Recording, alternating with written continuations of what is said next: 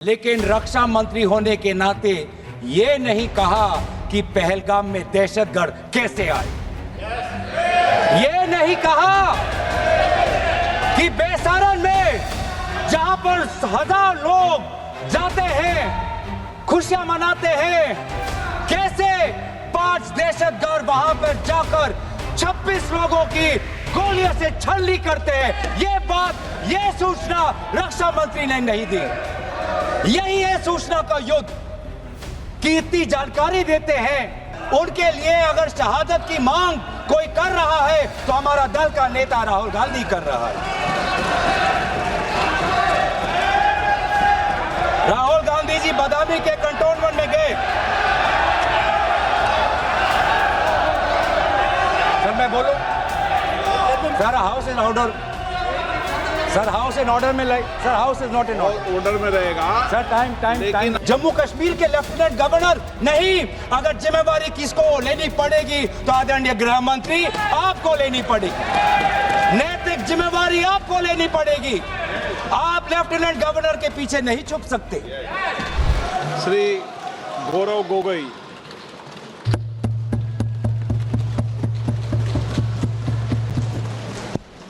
धन्यवाद अध्यक्ष महोदय।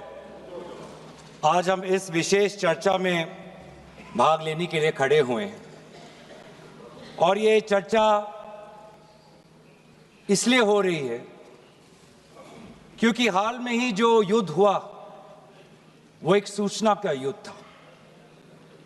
एक प्रकार से हम पड़ोसी देश और दुनिया भर को सच्चाई की सूचना देना चाहते थे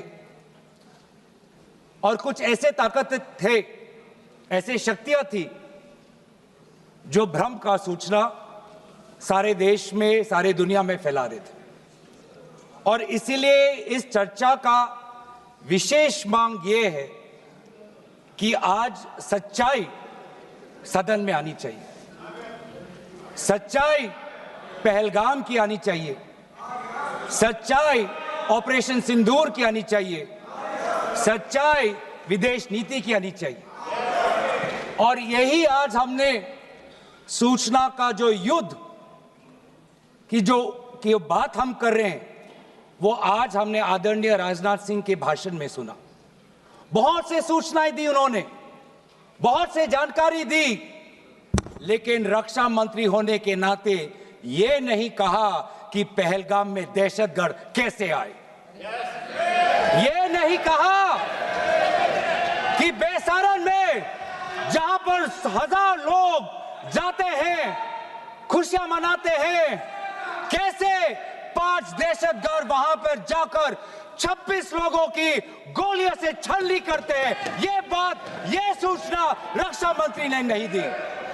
यही है सूचना का युद्ध कि इतनी जानकारी देते हैं कि कभी कभी सवाल पूछना भी भूल जाते हैं। और आज ये है हमारे विपक्ष का कर्तव्य कि हम सवाल पूछेंगे देश हित में, राष्ट्र हित में। आज देश ये जानना चाहता है कि वो 5 दहशतगर्द कैसे घुसे और उन दहशतगर्दों का भी मकसद था। पाकिस्तान से आए हुए वो दहशतगर्दों का क्या मकसद था? उनका मकसद था कि जम्मू कश्मीर की अर्थव्यवस्था को तनाव करना, विनाश करना। उनका मकसद था कि भारत देश में एक सांप्रदायिक वातावरण का जन्म देना। उनका मकसद यह था कि भारत और पाकिस्तान का एक हाइफिनेशन होना। यह था उनका मकसद। लेकिन सर, मुझे दुख है कि आज राजनाथ सिंह जी ने सैनिकों की बात तो की, लेकिन जो हमारे भारत की जो आवाम है, जो जनता है, जो उन्होंने पाकिस्तान के दहशतगर्दों का पूरी जो मंशा है उस पर उन्होंने पूरा नकारा। और हम एकजुट रहे। मुझे भारतीय होने का गर्व है। हमने देखा बेसारन में कि किस प्रकार से जम्मू और कश्मीर के लोगों ने पूरे देश भर से आए हुए जितने भी पर्यटक थे उनकी मदद की। हमने ये देखा कि किस प्रकार से देश भर के जो पर्यटक जो जम्मू कश्मीर में थे उन्होंने अपने जम्मू कश्मीर के भाइयों को धन्यवाद दिया। हमने ये भी देखा कि कैसी एक विधवा हिमांशी नरवाल ने कहा कि मैं नहीं चाहती कि मेरे जो पति जिसको लेके आज राजनीति हो रही है उसके शव पर देश में हिंदू मुसलमान की राजनीति हो, मैं नहीं चाहती। यह है हमारे देश की संस्कृति और यह था मंशा पाकिस्तान का। और मैं ये भी गर्व महसूस करता हूं कि सारे विपक्षी राजनीति दल हम सब एकजुट होकर, राहुल गांधी जी ने एक साफ साफ कहा कि हम सरकार के साथ हैं और सरकार को पाकिस्तान को एक ठोस मजबूत कदम देना ही पड़ेगा। लेकिन देश ये भी जानना चाहता है, वे 26 लोग जो जिनके परिवारों में आज कोई गुजर गया, वे ये भी जानना चाहता है कि 100 दिन गुजर गए और वे 5 दहशतगर्दियों को यह सरकार पकड़ नहीं पाई।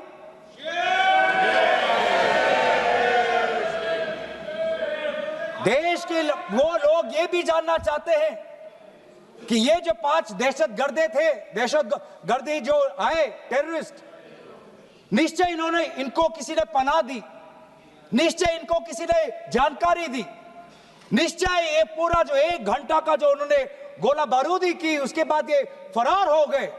उनको फरार होने में भी किसी ने उनकी मदद की और आज भी ये 100 दिन हो गए और सरकार के पास कोई जवाब नहीं।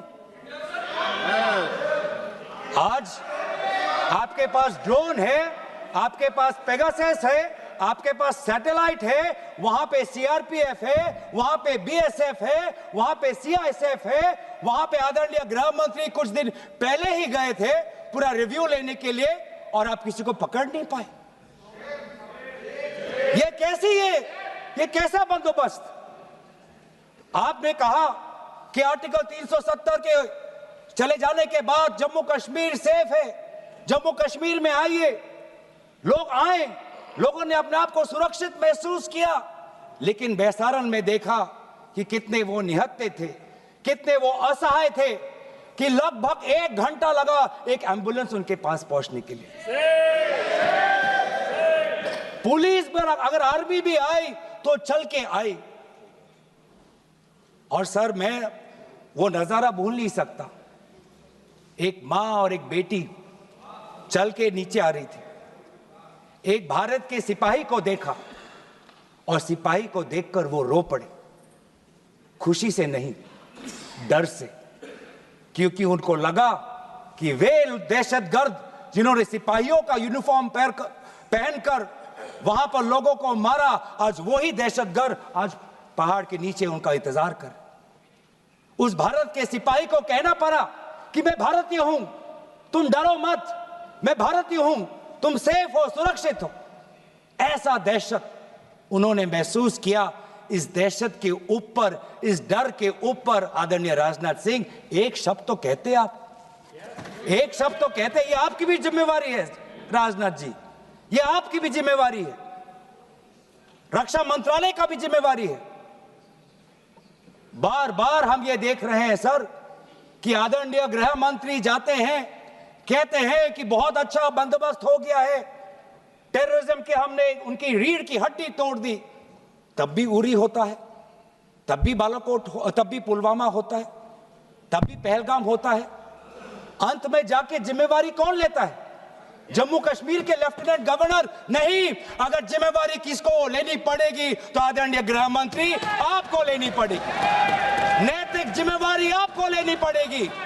आप लेफ्टिनेंट गवर्नर के पीछे नहीं छुप सकते, आप लेफ्टिनेंट गवर्नर के पीछे ये केंद्र सरकार नहीं छुप सकती, क्योंकि गृह मंत्री खुद वहां पे थे कुछ ही हफ्ते पहले, खुद उन्होंने सिक्योरिटी का रिव्यू लिया कि आपके पास जानकारी नहीं थी।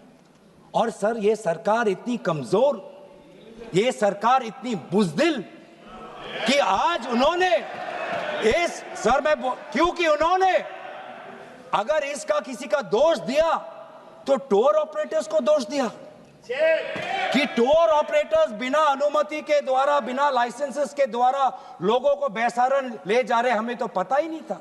ये है इनका कारण, ये बताना चाहते हैं। तो सर, यही तो दुख की बात है कि कहीं ना कहीं एक सरकार में एक अहंकार आ चुका है। इंटेलिजेंस और सिक्योरिटी जो फ्रेमवर्क है, एस्टैब्लिशमेंट है, जो लोग हैं जो निर्णय लेते हैं इंटेलिजेंस और सिक्योरिटी की, आज उनमें एक अहंकार आ गया है कि चाहे जितनी भी बड़ी गलती हो उन पर कोई सवाल नहीं उठा सकता। लेकिन आज हम सवाल उठा रहे हैं, आज हम सवाल उठा रहे हैं, आज हम सवाल उठाएंगे। प्रधानमंत्री मोदी जी, आपको आप सऊदी अरब में थे, आप जब वापस आते आपका पहला नैतिक कर्तव्य होता कि पहलगाम आप जाते, लेकिन आप पहलगाम नहीं गए।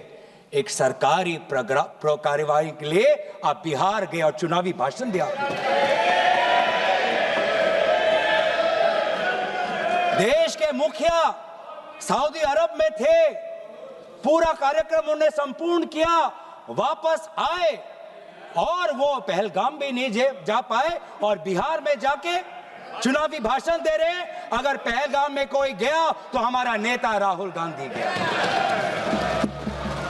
अगर पहलगाम में जो लोगों की मृत्यु हुई उनके लिए अगर शहादत की मांग कोई कर रहा है तो हमारा दल का नेता राहुल गांधी कर रहा है। राहुल गांधी जी बदामी के कंटोनमेंट में गए। सर मैं बोलूं? Sir house in order, sir house in order में लाइए। Sir house is not in order में रहेगा सर। टाइम लेकिन आप तथ्यों पे बोले, गलत सूचनाएं नहीं दे सदन में, गलत सूचनाएं मत दे। हम बोलिए, इसके ऑर्डर में लाइए सर। कोई सदन में गलत तथ्य नहीं रख सकते आप। सर मैं बोलूं सर कैमरा आएगा मेरे पे। धन्यवाद। आदरणीय अध्यक्ष महोदय, आदरणीय अध्यक्ष महोदय, अब बात आती है ऑपरेशन सिंदूर की। आज मैं राजनाथ सिंह जी का भाषण सुन रहा था। मुझे पता नहीं चल रहा था कि राजनाथ सिंह जी जो भाषण दे रहे थे वो किस समय का उजागर कर रहे थे, वो किस समय का उजागर कर रहे थे, वो किस समय का उजागर कर रहे थे। क्या वो 2016 के बाद क्या उन्होंने ये नहीं कहा कि हम घुस के मारेंगे और पाकिस्तान को आज वो उनका जो भी टेररिस्ट इंफ्रास्ट्रक्चर है उसको खत्म कर देंगे? वही बातें तब की, वही बातें पुलवामा की बात की कि पुलवामा के बाद आज हमने हमारे लड़ाकू जहाज अब गए हैं, अब पाकिस्तान अब कभी भी भारत पर उंगली नहीं दिखा सकता। और उसके बाद आज दोबारा वही बातें कर रहे हैं, आज दोबारा वही बातें कर रहे हैं कि हम घुस के मारे, हमने ये किया, फलाना किया। और ये अब भी कह रहे हैं कि ऑपरेशन सिंदूर कंप्लीट नहीं हुआ, अधूरा है, क्योंकि कल को जाके दोबारा पाकिस्तान कर सकता है। ये खुद कह रहे हैं, ये खुद कह रहे हैं, ये खुद कह रहे हैं कि इसके पश्चात भी पाकिस्तान कल को जाके कर सकता है। तो ये कैसा, ये जो सफल कैसे हुआ, फिर क्या सफल हुआ? आज ये खुद कह रहे हैं कि हमारा मकसद युद्ध का नहीं था। हम पूछना चाहते क्यों नहीं था, होना चाहिए था। आज उन्होंने खुद कहा कि हमारा मकसद जमीन लेने का नहीं था। क्यों नहीं था? पाकिस्तान ऑक्यूपाइड कश्मीर अगर आज नहीं लेंगे तो कब लेंगे? ये उन्होंने खुद कहा,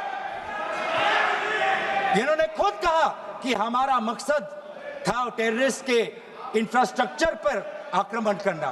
तो क्या हमने उरी के समय नहीं किया? क्या हमने पुलवामा के समय नहीं किया? लेकिन उसके पश्चात भी पाकिस्तान का इतना साहस कि आज उन्होंने पहलगाम में जो पिछले 20 वर्षों में हमारे भारतीय नागरिकों पर सबसे दर्दनाक अगर हमला हुआ है तो आपके समय पे हुआ है। आपके समय में उरी हुआ, आपके समय में पुलवामा हुआ और आपके समय में आज पहलगाम हो रहा है। कुछ बातों का उजागर किया, कुछ किताबों का भी उजागर किया। ये नई प्रक्रिया है सर। हर चर्चा में आदरणीय भाजपा के नेता एक किताब उठा लेते हैं, जानकारी दे रहे थे। हमें नहीं सर, ब्लूमबर्ग को क्या जानकारी दिया, मैं पूरा पढ़ लेता हूं without editing. What is important, क्या जरूरी, हिंदी में अनुवाद करने की कोशिश भी करता हूं। मत करो। क्या ये जरूरी नहीं कि जेट गिरे, पर क्यों गिरे, क्या गलतियां हुई, वो महत्वपूर्ण है।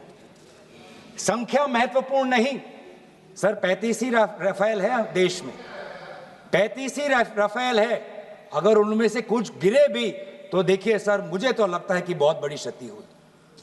35 राफेल, अगर कुछ उनमें से भी अगर कुछ गिरे तो मुझे लगता है कि जरूरी है, क्योंकि आपको लगता है कि 35 राफेल काफी है, तो अगर कुछ गिरे तो वो भी जरूरी है। और उन्होंने उसके बाद ये कहा कि ये बात अच्छी है कि हमने अपनी गलतियों को समझा, उसको सुधरा, और 2 दिन बाद हमने अपने जेट को उड़ाए और दूर से हमने आक्रमण किया। सर ये मैं थोड़ी जानकारी चाहूंगा। हमारे पास जो हमें ये संदेश मिलता है कि दुनिया के सबसे बढ़िया और बेहतरीन लड़ाकू जहाज हमारे पास है, सबसे बेहतरीन पायलट हमारे पास है, तो सीडीएस को ऐसा क्या कहना पड़ा, ऐसा क्या परिस्थितियां हैं कि हमारे पायलट हमारे लड़ाकू जहाज क्लोज रेंज में नहीं जा सकते, उनको दूर से ही फायर करना पड़ता। ये क्या है, ये क्या पाबंदी है, ये क्या पाबंदी है कि सीडीएस को ये कह रहे हैं कि हमारे लड़ाकू जहाज ने पहले दिन गलतियां की, गलतियां हमने सुधारी और दूर से हमने आक्रमण किया। क्या हम पास से नहीं कर सकते? ये जानकारी हमें दे। हम ये जानना चाहते हैं कि lieutenant general Rahul R Singh ने सदन के अंदर नहीं, सांसदों को नहीं, राजनीतिक दलों के फ्लोर लीडर्स को नहीं, फिक्की में जाके कहा। क्या कहा उसका भी मैं हिंदी में अनुवाद करता हूं कि पाकिस्तान तो सिर्फ फ्रंट पे था और पाकिस्तान के पीछे चाइना उनके पूरी तरीके से समर्थन कर रहा है। ऐसी कोई आश्चर्य की बात नहीं होनी चाहिए, क्योंकि पिछले 5 वर्षों में लगभग 80% मिलिट्री हार्डवेयर पाकिस्तान को सब पूरा चाइना से मिल रहा है। तो सर मैं आज पूछना चाहूंगा आदरणीय राजनाथ सिंह जी से, जो सरकार चीन को लाल आंख दिखाने की बात करती है, एक बार भी आपने चीन का उजागर अपने भाषण में क्यों नहीं किया?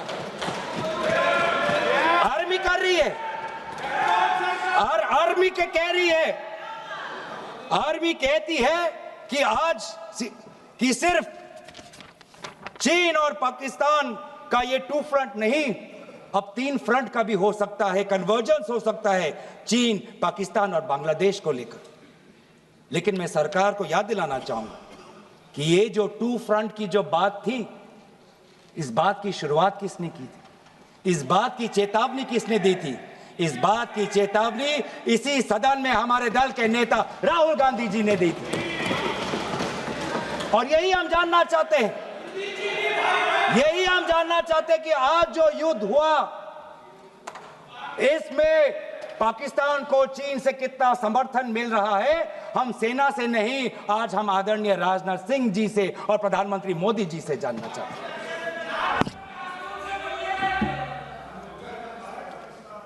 और सर इंडोनेशिया में जो डिफेंस अटैचे है, उसने तो ताज्जुब की बात कह दी।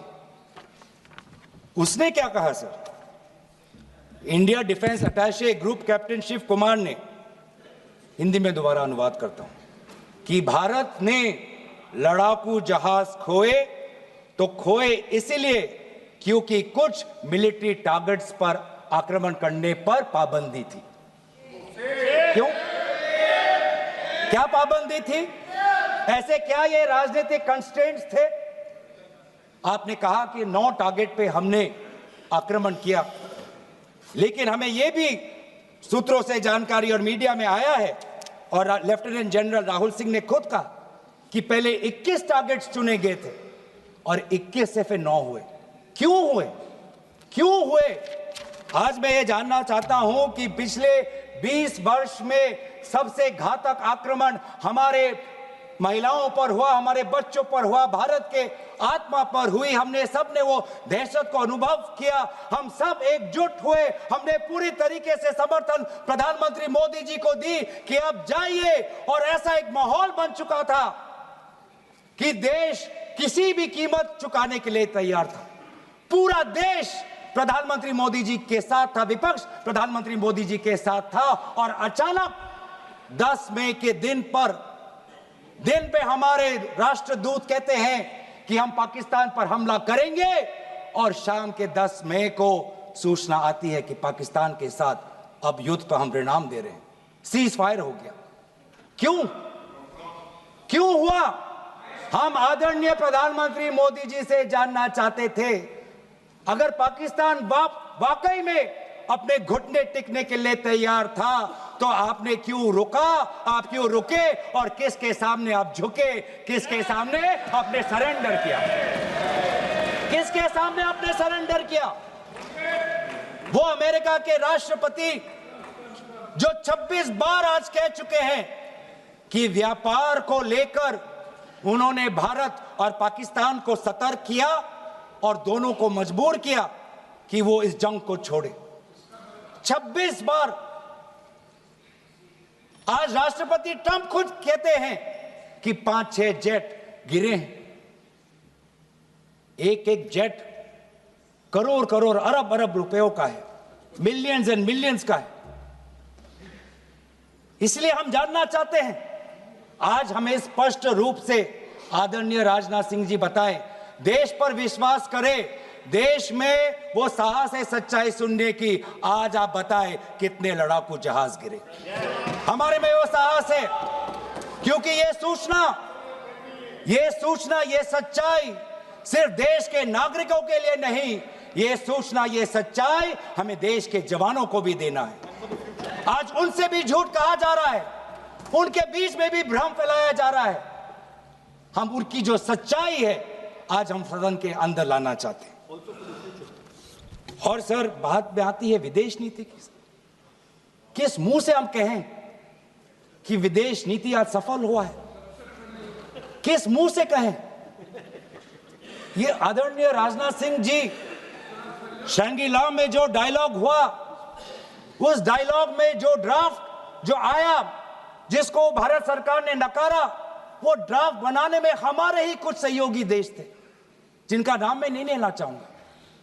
लेकिन ऐसे देश जिसको हम परंपरागत दोस्त हम मानते हैं, ट्रेडिशनल एलाइज मानते हैं, आज उन्होंने भी इंडिया और पाकिस्तान को हाइफिनेट कर दिया। और आप ये शब्दों के खेल से आप खुश हो कि ब्राजील के डॉक्यूमेंट में ये जम्मू कश्मीर का पाकिस्तान का भी नहीं, ब्राजील के डॉक्यूमेंट में सिर्फ जम्मू कश्मीर में जो दहशतगर्दी हुई उसी की निंदा हुई, पाकिस्तान की निंदा नहीं हुई। पर आप उससे खुश हो? अगर आप उससे खुश हो तो मैं जानना चाहूंगा, जो $1 बिलियन का आर्थिक सहायता IMF ने दिया पाकिस्तान को, उस पर आपको क्या कहना है? हम जानना चाहेंगे, जो ADB एशियन डेवलपमेंट बैंक से 800 मिलियन का आर्थिक सहायता जो मिलेगा पाकिस्तान को, आज भारत उस पर क्या रवैया? वर्ल्ड बैंक का जो $40 मिलियन आ रहा है, और ये पैसा किसको जाएगा सर? पाकिस्तान की नेतृत्व उनकी जनता या उनकी चुनी हुई सरकार नहीं, पाकिस्तान की सरकार का जो रिमोट कंट्रोल है वो पाकिस्तान की सेना के पास है। तो ये सारा पैसा वहीं जाएगा जहां पर हमने मिसाइल गिराई। तो क्या इतना भी हम नहीं कर पाए? क्या इतना भी ताकत नहीं? क्या इतना भी विश्व गुरु में लोगों का विश्वास नहीं, देश अंतर्राष्ट्रीय नेताओं का विश्वास नहीं कि IMF का एड ना जाए पाकिस्तान के पास, वर्ल्ड बैंक का एड ना जाए पाकिस्तान के पास, ADB का एड ना जाए पाकिस्तान के पास? आप में इतना भी ताकत नहीं कि एक देश ने पाकिस्तान को टेरर स्टेट का दर्जा नहीं दिया, एक देश ने आज FATF financial action task force में जिससे बहुत नियंत्रण पाकिस्तान पे पड़ती थी, आज उससे वो 2022 में निकल आई ग्रे लिस्ट। क्या वो डालेंगे? तो इसीलिए आज हम ये मांग करते हैं कि सरकार अब डरिए मत, सच्चाई से डरिए मत। उस दिन भी देश सरकार के साथ दहशतगर्दी के खिलाफ खड़ा था, विपक्षी दल सरकार के साथ खड़े हैं और आज भी दहशतगर्दी के खिलाफ सच्चाई के पक्ष में देश और विपक्ष आज सरकार के साथ। आप हमें अपना दुश्मन ना समझे, हम सरकार के दुश्मन नहीं हैं, हम अपने देश के पक्ष में बोल रहे हैं, जवानों के पक्ष में बोल रहे हैं। पर आप हमें कृपया सच्चाई देने का हमें वो सम्मान दीजिए। सच्चाई सुनने का अधिकार हमारा है और जितने बार आप झूठ और भ्रम फैलाएंगे, हम उतनी बार आपको पूछते जाएंगे कि आपने क्या किया। और इसीलिए आज मैं खड़ा हूं। अपेक्षा बहुत की थी कि पहलगाम का उजागर होगा, आदरणीय गृह मंत्री नैतिक जिम्मेवारी लेंगे, राष्ट्रीय सुरक्षा सलाहकार नैतिक जिम्मेवारी लेंगे और प्रधानमंत्री मोदी जी कहेंगे क्यों उन्होंने ऑपरेशन सिंदूर जो अंतिम अंजाम था, हमें तो मीडिया में सुनते हुए ऐसा लगा कि हम कराची में उठेंगे। मीडिया में हमारे भारत की मीडिया जो जिनको सूचना आपसे ही मिलती है, उनका सुनने में लगा कि आज तो हम फतह करके ही रहेंगे, लेकिन पता चला कि नहीं, कहीं ना कहीं हमारे पैर डगमगा गए और जो अंतिम परिणाम था उससे पीछे हम हट गए। हमें पीछे नहीं हटना, हमें आगे बढ़ना है सच्चाई के साथ, लोकतंत्र के पक्ष में। इन्हीं बातों के साथ मैं अपना पक्ष समाप्त करता हूं। धन्यवाद। जय हिंद।